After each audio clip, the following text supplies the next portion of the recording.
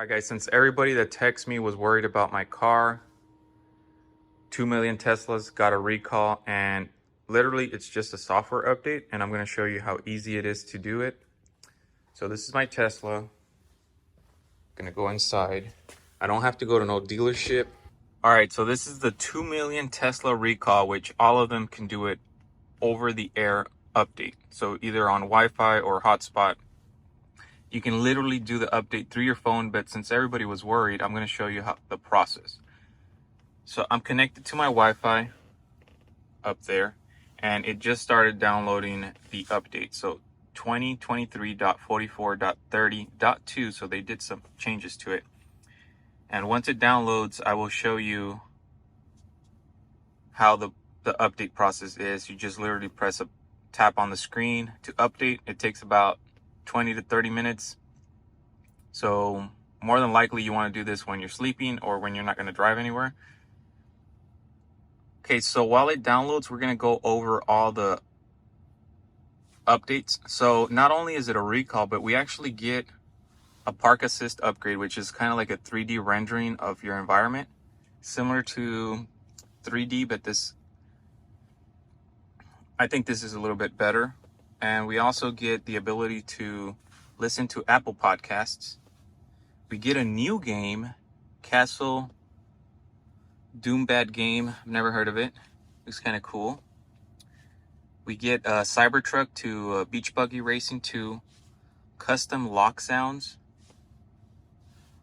automatic 911 calls. So if we're in a collision and the airbags deploy, it will automatically call 911, give them your location. We get speed camera on route now, kind of like Waze. We can also do trip planner on the mobile app, which we were able to do that. Let's see what they probably added some stuff. Alternate routes while driving. We also get the ability to view our B-pillar cameras, which we couldn't do before. Now they updated the automatic blind spot camera, so it shows red here when there's a vehicle. A light show with new music. Here is the autopilot suspension. So this is when you're driving auto steer on the highway. And here is the over-the-air recall. Look at all that craziness. So improved visibility of the monitoring warning system. Added the option for autopilot feature with single stock. Increased the strictness of driver attentiveness. Introduced the suspension policy.